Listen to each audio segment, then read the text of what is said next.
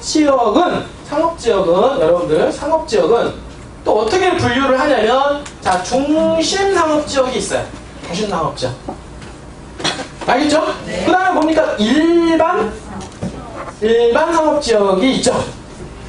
그 다음에 뭡니까? 근린상업지역이 있습니다. 그죠? 네. 그 다음에 유통상업지역이 있어요? 없어요? 있어요. 유통상업지역이 있죠? 네. 그러니까 네 가지로 그냥 다 분류한다고 보시면 그 기능에 따라 다 틀린 거죠. 부분들이. 그러니까 중심은 딱 생각해보니까 아 중심은 어떻습니까? 왠지 막 중심이 되고 막 이런 듯한 느낌 있잖아요. 그거니까 맞습니다. 중심이 되는 지역에 상업지역을 배분을 하게 되는데 그 중심이라고 하는 것은 도심권 또는 부도심권에 인구가 집중적으로 몰리는 지역에 어떻습니까? 상업지역을 주용해서 중심상업지역을 배분을 하게 되는 겁니다. 그 얘기는 뭐냐면 인구가 많다? 교계는 뭐냐면 인구가 많은 지역에 상업지역이 포함이 될 때는 중심상업지역이 있어야 되는데 인구가 적은 소도시 같은 경우 인구 10만, 20만, 30만 이런 도시에는 중심상업지역이 있을까 없을까요? 필요가 없다는 얘기예요. 굳이 중심상업지역까지 놓을 정도로 해서 상권 형성이 이루어지기 어렵다라고 보기 때문에 그걸 대체로 일반상업지역이 대체를 하게 되는 겁니다. 여러분들 알겠죠? 네. 그래서 일반상업지역이 그런 의미에서 대체를 하고 그러니까 일반적으로 상업지역 하면은 우리가 그냥 가장 일반상업지역이라고 보시면 되는 거야. 그러니까 기본적으로 지금 보시면 여러분 여기 테헤란도 있죠? 네. 테헤란도는 일반상업지역이 되는 거예요. 여기는 알겠죠? 그럼 중심상업지역은 어디에 있냐면 시청이 있죠? 네. 시청을 끼고 앞에 대부분 보면 중심권이 뭐냐면 도심권이 어디냐면 거의 시청을 끼고 있는 지역이죠. 알겠죠? 그 다음에 부도심권 도심권 이렇게 나뉘어야 되는데 시청을 끼고 있는 지역 주변에는 어떻습니까? 그리고 그 지역이 인구가 많은 지역 있죠. 그 시에 인구가 많은 지역에 보면은 시청을 끼고 있는 바로 그 중심적으로 하고 있는 지역에는 중심상업지역을 많이 찍어 놓습니다. 그분들이 예를 들어서 용인시청 같은 경우 앞에 중심상업지역 찍어 놨죠. 왜냐면 옛날에 용인시청 이전하면서 옛날 자연독지 갔다가 중심상업지역으로 바꿔놓은 거예요. 그거죠. 들어가면서 그러니까 인구가 많은 지역 왜? 용인은 인구가 98만이잖아요. 네. 맞죠? 네. 인구가 98만이니까 당연히 시청이 들어가더라도 팩트가 있다. 여러분들은. 그러니까 용인에 또 중심상업지역을 쪼그라고 대도시, 예를 들어서 광역시라든지 인구 50만 이상 되는 그런 지역에 인구가 몰리는, 집중적으로 몰리는 도심권이라든지 부도심권에는 중심상업지역을 찍어 놓음으로 해서 토지를 적극적으로 잘 활용을 한다라고 보시면 됩니다. 그래서 일반적으로 그런 지역이 아닌 지역들 그리고 도심권이 그런 인구가 많은 지역 중에서도 도심권, 부도심권 핵심 지역이 아닌 일반적인 지역 같은 경우에는 그냥 일반 상업지역을 통해서 상권 형성을 만들어 나가고 있다. 여러분들. 그래서 그게 바로 일반 상업지역의 기능을 하게 된다라고 이해를 하시면 되니까 그러니까 일반적으로 거기 그냥 상업지역 하면 일반 상업지역 이렇게 이해를 하시면 돼요. 여러분들. 알겠죠? 네. 그 다음에 뭡니까? 여기 근린상업지역 같은 경우 있죠? 그러니까 근린상업지역은 여러분들 보면은 아파트 주변에 있잖아요. 네. 아파트 주변에 보면은 조그만 상가들 있죠? 네. 그런 경우. 그러니까 2종 근린생활시설, 1종 근린생활시설, 뭐 이런 정도 들어갈 수 있는 상권. 그렇게 크지도 않으면서 어떤 생활권 안에 들어가 있는 상업시설을 찍을 때 우리가 근린상업지역을 거기다 찍어 놓게 되는 거야. 여러분들. 그리고 하나는 또 유통상업지역 같은 경우 보면은 수산물센터라든지 농산물센터라든지 여러분들 있잖아요. 그쵸? 그런데 큰 어떤 대단위로해서 상업시설이 필요한데 유통을 전문적으로 행위를 할 수 있는 지역 이런 지역에다가 유통상업지역을 찍어 놓는 겁니다. 노량진에 보면 수산물시장 있잖아요. 네. 그 유통을 위한 목적이잖아요. 네. 그러니까 그런 것도 마찬가지로 유통상업지역을 찍어 놓고 거기다가 건물 올리는 거야. 그러면은 그 상업지역마다 어떻습니까? 건축행위에 대한 부분들이 다 정해져 있겠죠? 네. 어떤 건축행위를 해라. 그리고 어떤 땅에 대한 효용성을 어떻게 해라. 그러면은 중심상업지역에다가는 어떻게 해라 라고 합니다. 대부분 맥시멈 어떻습니까? 건폐율 90을 적용을 해라. 이렇게 나오잖아요. 그쵸? 네. 맥시멈 몇 프로입니까? 건폐율 90%입니다. 맥시멈 어떻습니까? 1500%죠? 네. 여기가 맥스에 맥스. 그러니까 각 지방 조례에 따라서는 여기 어떻습니까? 낮춰질 수도 있는 거예요. 90을 80, 70, 60 낮춰줄 수 있고 1500을 1500, 1000 이렇게 낮춰질 수가 있는 거예요. 그러니까 그런 각 지방자치 그 지자체에 따라서 어떻습니까? 그걸 틀려주니까 그러니까 맥시멈, 그러니까 중심상업적으로 쓸 수 있는 맥시멈을 이렇게 해라라고 정해놓고 그 다음에 지자체에다 맡기는 겁니다. 왜? 우리 지자체에서 굳이 1500%까지 쓸 필요가 없다. 왜냐면 이거를 여기다가 지어놓으면 다른 상업지역이 미관이 흐려지기 때문에 여기는 요 정도로만 해서 결정을 짓자라고 하면 지방조례에 의해서 결정을 하게 됩니다. 지방조례에 대해서 여러분들 알겠어요? 네. 그 다음에 뭡니까? 일반상업지역 있잖아요. 일반상업지역은 뭐예요? 80% 정도 적용을 하죠. 그죠? 네. 이거는 맥시멈 80% 정도. 그 다음에 용적률은 뭡니까? 1300% 적용을 하죠? 네. 1300% 적용. 이것도 맥시멈. 자, 그래 얘기는 뭐냐면, 자, 예를 들어서 서울 같은 경우는 인구가 많잖아요. 그러면 토지에 대한 활용성을 최대한 극대로 높여줘야죠. 그러니까 맥시멈을 이용할 수가 있겠죠. 여기 같은 경우. 근데 소도시 같은 경우는 일반상업지역이라 하더라도 굳이 80에 130, 1300% 해가지고 15층까지 지을 필요가 있어요? 지을 필요가 없기 때문에 그렇게 지으면 또 안 됩니다. 정해놔요. 그래서 좀 낮춰놔요. 그분들이. 그래서 어떤 좀 약간 건폐율과 용적률에 대한 변화는 조례에 의해서 약간 변화가 될 수가 있다. 라고 하지만 맥시멈 이렇게 바뀔 수가 있다. 근데 지방 조례도 바뀌는 거. 왜냐면 인구가 유입이 되잖아요. 지금까지 5층만 지어라? 인구 많이 되니까 이제 7층 지어라? 그 다음에 인구가 많이 되니까 어떻게 이제 15층 지어라? 이렇게 되는 거예요. 자, 여러분들 여기 테러역에 쭉 보니까 어때요? 처음에는 건물들이 낮았죠? 네. 지금 낮아진 건물을 부시고 건물을 다시 짓잖아요. 네. 그러니까 예전에는 지방 조례에 의해서 축수에 대한 제한이 있었던 거예요. 높이에 대한 제한이 있었던 겁니다. 그러니까 이만큼 지었다가 어떻습니까? 지금 이 강남권으로 해서 사람들이 많이 몰리다 보니까 더 올려라. 그래서 상업적으로 쓸 수 있는 맥시멈 카드까지 써버리는 겁니다. 그래서 어떻습니까? 1300%까지 올림으로 해서 새로 지어지는 건물들은 쫙 올리는 거야. 알겠죠? 네. 땅을 100% 활용을 해라. 이제 이렇게 가는 겁니다. 그래서 맥시멈 이렇게 쓰게 돼 있고요. 그 다음에 근린상업지역 같은 경우는 어떻습니까? 건폐율이 이거는 900%야 여기 70% 정도 되죠? 근린은 70%에 900%가 되죠. 여러분들. 그 다음 유통상업지역은 뭐야? 80%죠? 80%에 1100%. 이렇게 되는. 그러니까 이런 건폐율 용적률로만 따져서 본다라고 하면은 당연히 중심상업지역이 1등이죠. 왜냐면 땅에 대한 일단은 면적, 바닥 면적을 90% 활용을 해라 이렇게 나오잖아요. 그렇죠? 그 다음에 높이에 대한 부분들 1500%까지 활용을 해라. 자, 층수에 대한 높이는 1500에서 90으로 나눠주면 최고 층수가 나옵니다. 그 다음에 1300에서 80으로 나눠주면 최고 층수가 나와요. 900에서 70으로 나누면 최고 층수가 나옵니다. 알겠어요? 네. 1100에서. 그러니까 예를 들어서 일반상업지역을 만약에 바닥 면적 80%를 깐다라고 하면 여기다가 80으로 하면 어떻게 됩니까? 8일은 8. 자, 50이 되죠? 85, 40, 86, 48, 86, 48 이렇게. 16.5 이렇게 되는 거야. 여러분 알겠죠? 네. 16.5까지 깔 수 있는가 맥시멈이고 대신 이게 만약에 건폐율을 만약에 조정을 해서 어떻습니까? 60으로 조정을 했다라고 하면 1300까지 깔 수가 있으니까 60으로 한다 그러면은 6일은 6, 20이죠? 네. 22, 한 6, 21점 몇 층까지 있어요. 그러니까 건폐율 조정을 통해서 높이를 또 올릴 수도 있다. 이 부분들은 여러분들이. 그러나 지방 조례에 의해서 도시 미관을 생각을 해서 어떻습니까? 여기 이상은 짓지 마라 라고 하는 미관지구라든지 또 다른 어떤 거에 의해서 제한을 받을 수가 있겠죠? 네. 그런 어떤 법적인 부분들에 의해서 제한을 받을 수는 있지만 일반적인 얘기를 한다라고 하면 건폐율과 용적률에 의해서 건축행위는 가능하다라고 보시면 되겠습니다. 여러분들 알겠어요? 그래서 이러한 용도에 관련된 부분은 있잖아요. 용도에 관련된 부분은 어디서 결정을 하냐면 국토해양부하고 어떻습니까? 광역시 또는 어떻습니까? 특별시에서 결정을 합니다. 알겠어요? 네. 여러분 상당히 의미가 있어요. 어떤 부분이냐면 제가 뭐라고 그랬어요? 국토해양부, 그 다음에 서울시장, 또 뭡니까? 광역시장이 한다 그랬죠? 네. 이게 용도지역에 대한 결정권을 가지고 있는 거예요. 여러분들. 그러면 시, 군 단위는 있다 없다? 없다라는 거야. 자, 여러분들, 자, 청주가 제가 예전에 뭐라고 했어요? 청주에 도청이 들어가 있죠? 충청북도 도청이 있잖아요. 네. 대부분 도청에 있는 지역을 포함한 지자체는 도시가 발전하고 성장을 합니다. 대부분 그래요. 여러분들 아시겠지만 뭐 창원 그리고 대전 그 다음에 광주 다 어떻습니까? 도청이 소재가 돼서 그 도시가 발전이 돼서 어떻습니까? 그 도시 자체는 나중에 광역시로 승격이 됐죠.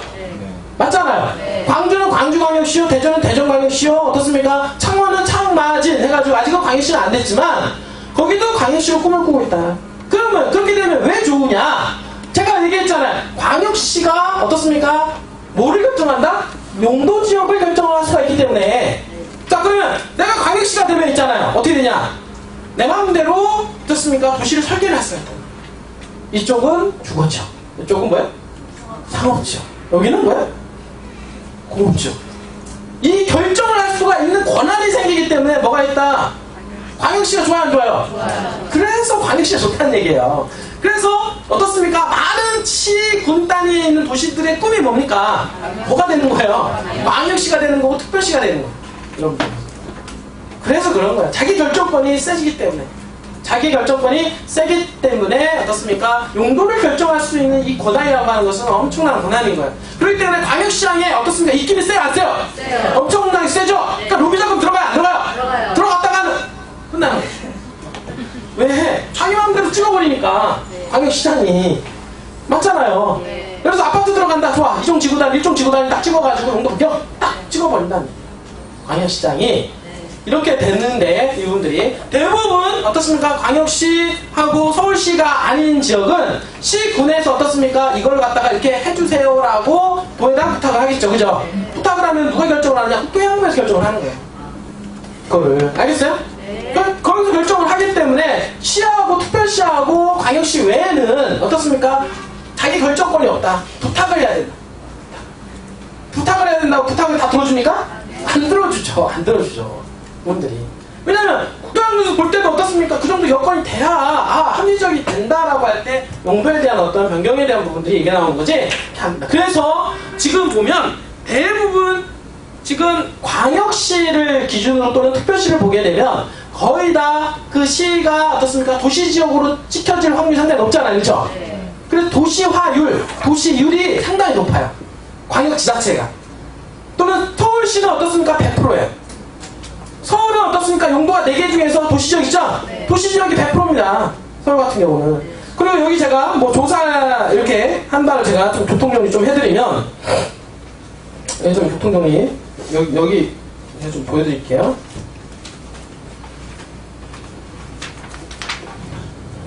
여기,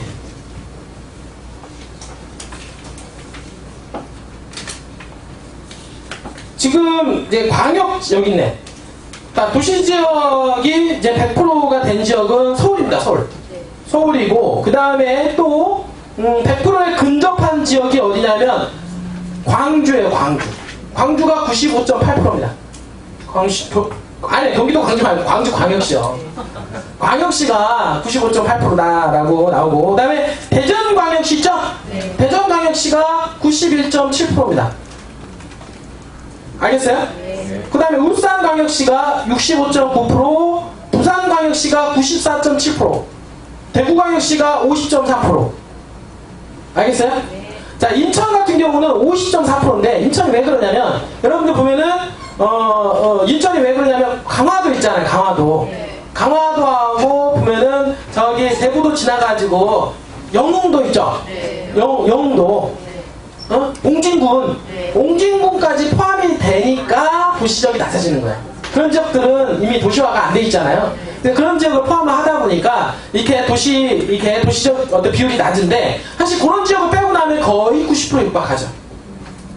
뭔지 알겠어요? 네. 그 얘기는 뭐냐면 광역 지자체는 자기 결정권이 있기 때문에 어떻습니까? 계속 개발하려고 하는 의지와 여지가 있어요, 없어요? 있다라고 하는 거. 그러니까 그러니까 도청이 소재지한 그 지자체에 대한 어떻습니까? 꿈은 뭐로 간다? 광역시로 가려고 하는 거다. 계속 인구를 끄집어 올려서 광역 지자체로 올려가려고 하는 거예요. 그러니까 청주도 그렇다, 안 그렇다? 그렇다라고 보셔야 돼요. 그러니까 결국에 인구가 83만 인구인데 83 인구가 어떻습니까? 인구가 계속 100만 이상, 120만 명 정도 돼야 될 거 아닙니까? 그러니까 앞으로 30만 명 이상을 더 끄집어 와야 된단 말이에요. 그러기 위해서 그 지자체가 노력해야 안 해요? 네. 당연히 충청북도가 거기 있잖아요. 네. 그러니까 청주시와 충청북도의 조율을 통해서 이왕이면 인구가 유입될 수 있는 기업도 유치라든지 어떻습니까? 인구가 유입될 수 있는 많은 어떤 기관들을 어디다가 집어넣으려고 노력을 한다? 지자체인 청주시에다 넣으려고 하는 거예요. 아무래도 바로 앞에 있는 청주시하고 강원도하고 친할 거 아닙니까? 아무래도 앞마당에 있는 사람이라. 그러니까 청주시가 계속 그렇게 이렇게 도하고 협의해서 계속해서 이쪽을 더 키워나가는 거고, 마찬가지로 충청북도 도청도 마찬가지로 계속 그 자체를 키워줍니다. 이왕이면 개발권이 있다라고 하면 이 인구가 많이 밀집되어 있는 지역으로 더 많은 것을 더 밀어 넣어요. 그러니까 청주시가 계속해서 탄력받고 어떻습니까? 땅값이 올라갈 수밖에 없겠죠. 그죠? 그러면 잘 생각해봐요. 청주시가 개발되는 데 있어서 도시가 지금 청주시 같은 경우 제가 여기 참고로 좀 말씀을 드리면 자 청주시 같은 경우는 어떻게 되냐면 청주시는 도시지역 요 면적이요 어떻게 되냐면 35.7%입니다. 35.7%. 아니, 뭔 소리냐면, 이 청주시 안에서 도시지역, 관리지역, 농림지역, 자연환경보전지역이 있을 거 아니에요? 네. 그러면 청주시의 도시지역은 전체 면적의 도시지역이 몇 프로다? 35.7%다라고 하는 겁니다. 그러면 광역시 기준으로 보니까, 광역시는 어때요? 대부분 50% 다 넘었죠? 네. 그러니까 인천이 50%고 나머지는 다 90% 육박하다는 얘기예요. 네. 그러면 청주는 어떻습니까? 점점점 어떻습니까? 꿈을 가지고 있잖아요. 네. 지금 도시지역이 전체 면적이 35.7%밖에 안 돼 있는데 그러면 어떻게 되냐? 더 앞으로 더 늘려간다 안 늘려간다? 더 늘려갈 거다. 그럼 광역시가 되면서 더 늘려갈 거다. 당연히 계속해서 개발에 대한 꿈을 가지게 된다. 여러분들 알겠습니까? 네. 그래서 청주가 앞으로 희망과 비전과 발전 가치는 어디서 뭐냐면 이런 어떤 소유적인 부분 데이터를 관계 속에서도 충분히 가늠을 해볼 수가 있다라고 여러분들한테 말씀을 제가 드릴 수가 있는 거예요. 여러분들 알겠어요? 네. 말씀을 좀 드릴 수 있고 그 다음에 제가 말씀을 여기에 좀 드리고 싶은 게 간단한 거 교통정리를 좀 해드리면 다 도시지역은 우리가 말하는 도시지역 있죠? 네. 도시지역은 대한민국 전체 땅 면적이 몇 평입니까? 300억 평이라고 했죠? 네. 302억 평입니다. 그거는 남한 땅덩어리만 302억 평이에요. 그러면 302억 평 중에서 도시지역이 차지하고 있는 면적이 14.7%입니다. 요거 약간의 차이가 있긴 한데 기준치가 14.7% 정도가 도시지역에 있는 땅이에요. 알겠어요? 네. 그러면 전체 면적이라는 게 있잖아요? 전체 면적 중에서 어떻습니까? 주거지역이 차지하고 그러니까 302억 평 중에서 주거지역이 차지하고 있는 면적이 몇 프로일까? 302억 평 중에서 주거지역이 차지하는 면적 2.2%입니다. 대한민국 주거지역 하면은 2.2%밖에 없어요. 그러니까 우리가 우리 회사에서 주거지역 하죠? 네. 그럼 대한민국 면적의 2.2% 안에 들어가 있는 땅을 하는 거예요. 네. 여러분들. 그러니 얼마나 시소성이 있냐 이거예요. 여러분들. 아무 땅이라는 겁니까 여러분들? 아니죠. 대한민국 2.2% 안에 들어가요. 2.2% 안에. 1%, 2%. 50명 중에 하나. 50명 중에 하나? 50 중에 하나 들어가는 지역에 주거지역이 포함되어 있고요. 그러면 우리가 또 하는 지역이 상업지역이죠? 네. 상업지역은 302억 평 중에서 차지하는 비율이 몇 프로냐면 0.3%예요. 그러니까 0.3%가 차지하고 있다. 여러분 0.3%. 알겠어요? 네. 0.3%. 그럼 0.3%는 뭐야? 300개 중에 하나. 300개 중에 하나. 그러니까 비율적으로 따지면 상업지역은 전체 면적의 정말로 조금 극소수 면적을 가지고 있다라고 합니다. 그래서 주거지역 2.2, 그 다음에 0.3%가 가장 핵심인데 두 개를 합치게 되면은 어떻게 되냐면 그러니까 2.5%밖에 안 되죠. 나머지는 공업지역, 그 다음에 녹지지역이 포함이 돼서 14.7% 아닙니까? 맞죠? 그러니까 우리가 하고 있는 주거지역하고 상업지역만 기준으로 따지면 2.5%에 해당이 되는 지역만 우리가 골라서 그 중에서도 개발이 가능한 지역만 골라서 우리가 하는 거다라고 제가 말씀을 드리는 거예요. 여러분들 알겠죠? 네. 여러분들 그러니까 그런 부분들 여러분들이 좀 이해를 좀 해주셨으면 좋겠고 자 그러면 또 어떻게 되냐 지금 자 도시지역의 비율을 보면 충청북도가 대한민국 전체 면적의 도시지역 중에서 차지하는 비율은 도시지역 중에 충청북도가 차지하는 9.6% 정도가 됩니다. 충청북도 같은 경우 여러분들 그러니까 이거는 그냥 참고사항으로 여러분들이 좀 이해를 해주시면 될 것 같고요. 그 다음에 그러면 충청북도 내에 주거지에 대한 면적 분포도는 어떻게 되냐면 11.2% 정도 12.2% 정도 면적이 되어 있고 그 다음에 상업지역은 1.67% 정도 이렇게 면적이 분포가 되어 있다라고 이해를 해주시면 되고 우리가 중요한 거는 이거보다 더 중요한 거는 뭐냐면 상업지역, 그러니까 청주 안에 있는 상업지역에 대한 분포도죠. 네. 이게 중요한 거예요. 네. 자, 그러면은 뭐냐면 아까 여기 얘기했던 대로 자, 충북권에서 상업지역도 1.67%를 차지한다고 합니다. 사실 우리나라 평균치가 아까 0.4%에 비하면은 좀 많은 비율을 차지하고 있죠. 네. 1.67% 하면은. 네. 그런데 중요한 거는 여기 청주는 어떻게 정도 차지하냐면 상업지역이 0.5%. 그러니까 이 청주 안에 있죠. 네. 도시지역 중에서 이 청주 안에 도시지역 중에서 상업지역이 차지하는 비율이 0.5%입니다. 알겠어요? 네. 0.5%면은 작죠. 왜? 충청북도 기준 상업지역이 1.67%에 비하면 청주 상업지역은 0.5%밖에 안 되잖아요. 네. 그러니까 청주가 상업지역이 엄청 적다라는 얘기예요. 그만큼 희소성이 있다 없다? 인구에 비해서 희소성이 엄청나게 있는 거예요. 그러니까 인구에 비해서 상업지역이 너무 적은 거예요. 비율대로 인구 83만이라는 인구에 비례해서 상업지역이 너무 적게 잡혀져 있다. 그러니까 더 희소성이 있다 없다? 있다라고 보셔야 되는 겁니다. 여러분들이 그렇게 이해를 하셔야 돼요. 그럼 그 지금 상업지역이 찍어놓은 지역을 이렇게 분포도를 비율을 해보니까 어떤 현상이냐면 청주의 충청북도 도청에 소재하고 있는 구도시권에 상업지역 찍어놨겠죠. 네. 맞죠? 네. 거기하고 현재 오창산업단지 있죠? 네. 오창산업단지에 찍어놨고, 그 다음에 오송 신도시 찍어놨고, 그 다음에 찍어놓은 데가 조금 찍어놨고, 그 다음에 내수역에 상업지역을 찍어놓은 거예요. 그게 다예요. 전부예요.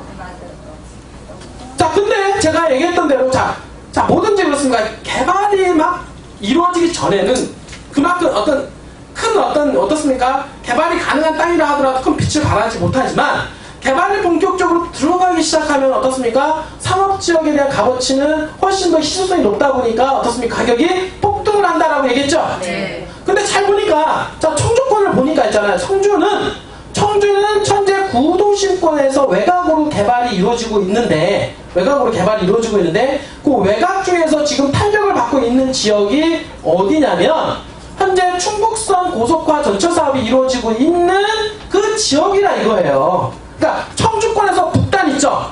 청주권의 북단으로 해서 이 고속화 사업이 이루어지게 되는데, 충북선이 고속화 사업이 이루어지게 되는데, 조치원에서 시작을 해서 어떻습니까? 조치원, 그 다음에 청주역, 그 다음에 하이닉스가 들어가 있는 북청주역 있죠? 네. 북청주역까지 해서, 그 다음에 청주공항, 이어지는 어떻습니까? 오군장역도 있습니다, 중간에. 청주공항역, 그 다음에 어떻습니까? 우리 하고 있는 내수역이 어떻습니까? 이 청주권에 들어가는 전철 역세권이죠. 네. 그죠? 네. 근데 그 역세권을 다 봤더니 상업지역이 내수역에만 있다 이거야. 봤더니. 근데 이 전철 역세권이 상당한 의미가 있어요. 왜냐면 이 역세권을 따라서 생활권이 형성이 되고 아파트가 들어오고 인구가 유입이 될 거니까. 여러분들. 자, 인구 83만에서 인구가 90만, 100만, 110만, 120만까지 달려가려면 10만 정도가 더 늘어나야 돼요. 그죠? 그럼 인구가 더 늘어나는 이러한 인구에 대한 어떤 대비책으로 어떻게 돼가고 있냐면 바로 역세권 개발이 이루어지고 있을 거다라고 합니다. 알겠어요? 네. 역세권 개발이 집중적으로 앞으로 이루어진다. 이게 바로 청주에 대한 비전, 미래 가치입니다. 여러분들. 그러면 이런 역세권 중에서 어떻습니까? 인구가 유입이 될 지역이 있고 기업들이 들어가는 지역이 있어요. 자, 인구가 유입이 되는 지역과 기업들이 들어가는 지역을 봤더니 청주공항은 기업들이 들어가는 지역입니다. 알겠어요? 네. 그 다음에 하이닉스가 들어가는 데는 기업들이 들어가는 지역이에요. 그죠? 그 나머지는 오군장역, 그 다음에 내수역, 그 다음에 어떻습니까? 청주역이죠? 봤더니 오군장역과 청주역은 주거지역이 없어요.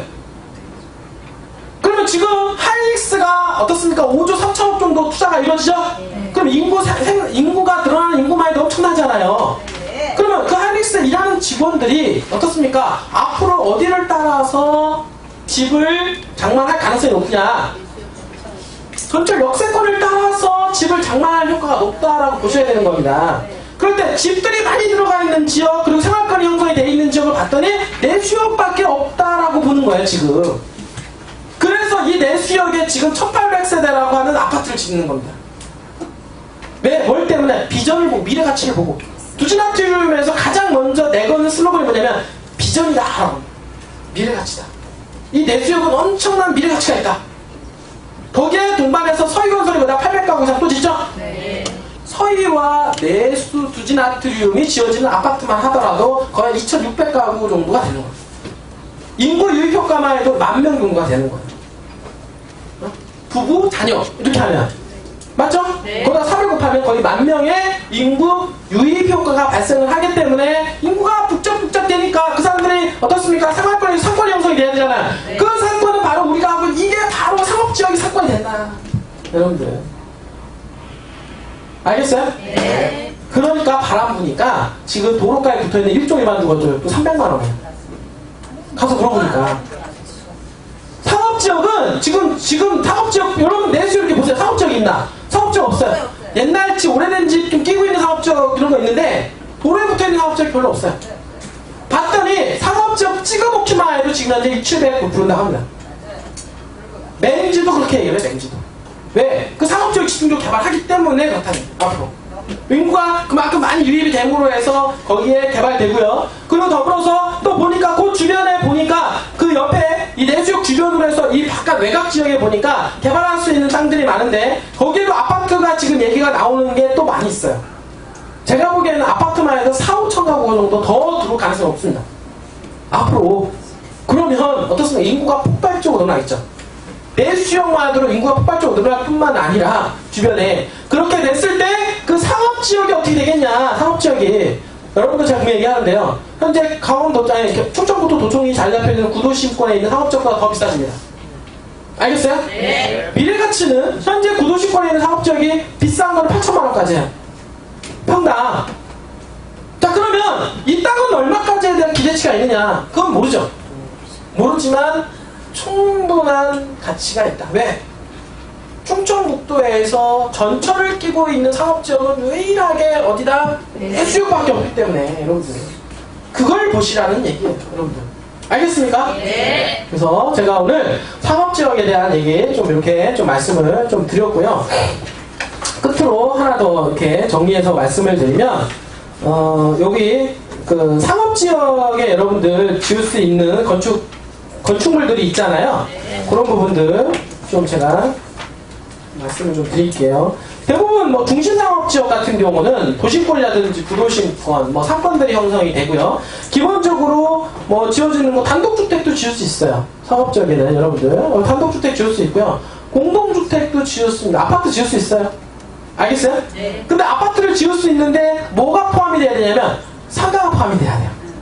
근데 상가가 포함이 돼야 되는데 어떤 면적을 주셔야 되냐면 90% 미만이어야 됩니다. 주거 면적이. 그러니까 전체 연면적의 90% 미만으로 어떻습니까? 지어줄 수가 있어야 된다. 그럼 뭐냐면 주상복합을 지어야 되는데 주거용으로 쓸 수 있는 면적이 전체 면적의 90% 미만이어야 된다라고 얘기하는 겁니다. 알겠어요? 그러니까 상업지역으로 그러니까 사무실 뭐 상가 이런 거 지을 수 있는 게 10% 넘어가야 되고 그 다음에 90% 미만으로 어떻습니까? 지을 수 있는 게 바로 중심상업지역에도 지을 수 있고요. 그 다음에 일반 상업지역에다가도 지을 수가 있어요. 알았어요? 그 다음에 근린상업지역도 마찬가지. 그러니까 주거하고 어떻습니까? 상권을 같이 지어라. 상가를 같이 짓 때 주거 연면적을 90% 미만으로 해라 라고 하는 게 정해져 있어요. 그러니까 주거지가 집만 지어라가 아니라는 얘기예요. 알겠어요? 네. 공동주택 지을 때면은 이제 그런 게 지어진다라고 하는 이제 법으로 정해져 있고, 뭐 일종 근린생활, 2종 뭐 다 있어요. 나머지 다 지을 수 있어요. 웬만한 거는. 상업적에서는.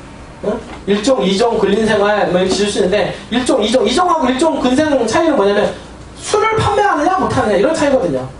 음식점도 보면은 술을 뭐 판매할 수 있는 곳, 뭐 단란주점, 룸살롱 이런 데 있죠? 네. 음식점에도 보면은 술을 파는 음식점이 있고 아닌 음식점 있잖아요. 그러니까 술을 파는 음식점은 2종 근린이라고 하는 거고 그렇지 않은 데는 1종이라고 하는 거예요. 그러니까 1종 1종이 다 지어질 수 있다. 그러니까 뭐 룸살롱부터 해가지고 다 그러니까 술 판매할 수 있는 모든 것은 사업장 안에 다 지을 수 있다. 그러니까 사업지역에 대한 어떤 기능적 사건이 건축 기능에 대한 게 너무 많다 이거죠.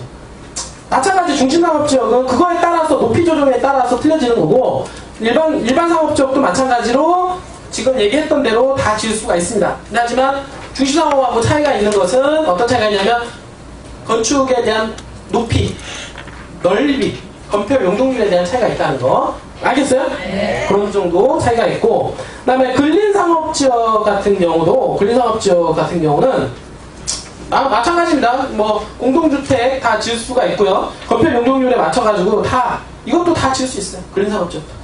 다만 건폐율과 용적률에 맞춰라 이거야. 알겠죠? 네. 근데 유통상업지역 같은 경우는 일종 근린생활시설, 판매시설, 운수시설 이렇게 정해져 있어요. 그러니까 이종은 못 짓죠. 알겠어요? 유통상업지역에다가는 이종 근린생활시설은 못 짓게 돼 있어요. 이거 차이가 하나 있다. 그리고 여기 보면 공동주택이라고 하는 부분이 빠져 있어요. 못 짓게 돼 있다. 알겠어요? 네. 그러니까 유통상업지역 내에는 공동주택을 못 짓는다. 나머지는 다 지을 수 있대. 어떻습니까? 어떤 차이가 있냐면 상권을 10% 이상 지어라.